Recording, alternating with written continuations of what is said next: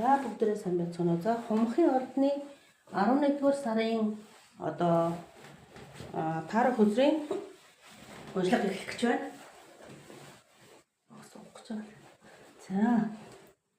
За 11-р сард Хумхын ордныхан маань Slow down, celebrate yourself гэнэ. Ер нь их давшимтай тийм одоо нэг их ирч хүчтэй нэг ажил бариад авбал одоо өстө төгсөөлийг харж иж нэг тийм санаа намардаг. Их тийм ирч хүчтэй хүмүүс Хумхын ордныхан байдаг болтой юм байна. За тэгээд таныг одоо тайвшраа, жоохон амраа, өөртөө цагаа зарцуулаа, өөртөө баяр хүргэе гэж байгаа байхгүй юу. Ерөнхийн энерги тийм байна.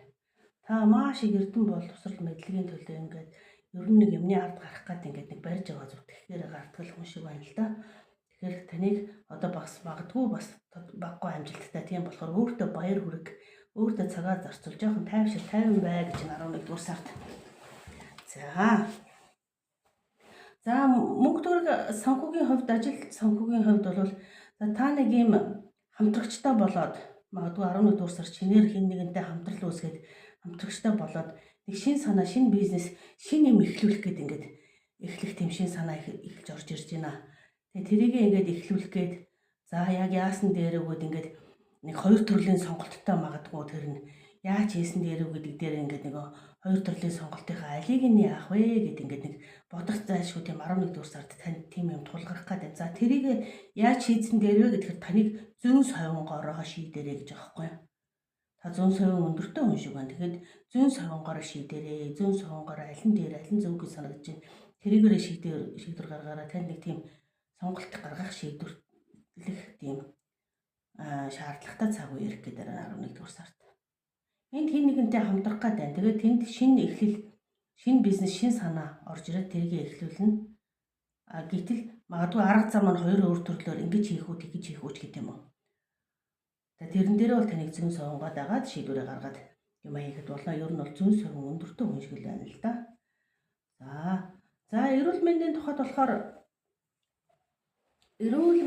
тухайд болохоор нэг онцгой юмгүй та магадгүй вегетариан ч юм уу, цагаан хоолтой ч юм уу тийм хүн байж магадгүй. Одоо хүйтэн сэрүүний удирдал орж байгаа учраас таныг бас тодорхой хэмжээнд өөртөө одоо энерги болох үст тийм өөрийг нэгсэндээ шимт хижээлийн дутагдалд оруулахгүйгээр тийм одоо сайхан шүлүүд юм уу яа тий одоо юуныхаа шүлгүүд ингээд нэг сайхан шин шил уудаг ч юм уу. Нэг иймэрхүү байдлаар эрүүл мэндээ жахан тордоод өгөөрэй гэж байгаа байхгүй юу.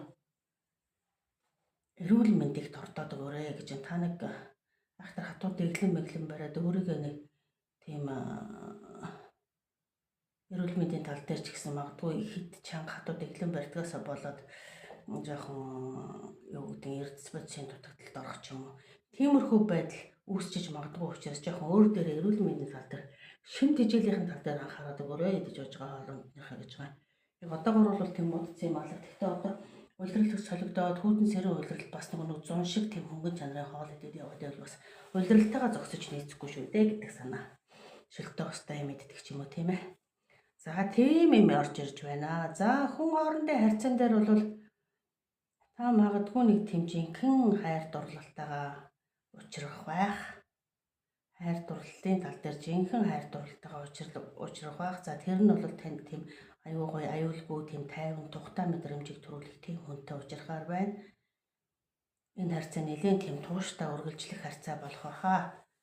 Хайр дурлалтын тал дээр. За хүн хоорондын харьцаан дээр болохоор ер нь бол хүн хоорондын харьцаан дээр үгнээс илүү хин нэгний одоо үгнээс илүү одоо нэг үйлдэл гэдэг юм чинь үгнээс илүү үгийг хэлж яадаг. Хүний амаар хэлсэн үгнээс илүү үйлдэлийг нь сайн хүнийг одоо нэгсэнд ажиглажээ. Үйлдэл бол үгнээс илүү танд ингээд нөгөө хэлж өгнө шүү дээ гэж байгаа. Магадгүй нөгөө хүний үгээр итгэх биш үйлдэлийг нь сайн ажиглаа гэдэг байгаа байхгүй юу. Тэгээд танд ингээд гоё нандин дурсамж сэргээсэн хүн хоорондын харьцаан дээр магадгүй хуучны найз нөхөж гэдэг юм уу. Нэг гоё нандин дурсамжийг сэргээсэн эсвэл нандин дурсамжийг бүтээх тийм гоё харилцаанууд 11-р сард танд ирнэ. Тэгээд ер нь таны мөрөөдөл биелэлээ олноо. Мөрөөдөл жинхэнэ биелэлээ олж магадгүй хайртай дуртай чин сэтгэлийн хайрыг, жинхэнэ хайрыг мөрөөддөг байсан бол тэр хүн чинь 11-р сард танд ирнэ. Тэр нь аюулгүй тухтай мэдрэмжийг танд төрүүлнэ. Тэгээд хайрын хэл бол өөрөө ингээд гоё цаг мөчийг хамтдаа аз жаргалтай өнгөрөөж нандин дурсамжийг бүтээх цаг үе байдаг.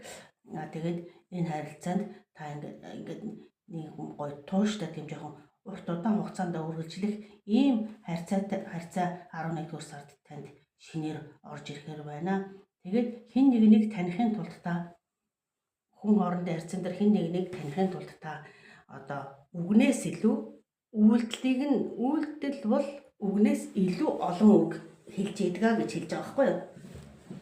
За тийм мессеж танд орж ирж байна. За уншлагыг хүмүүс сонссон танд баярлалаа.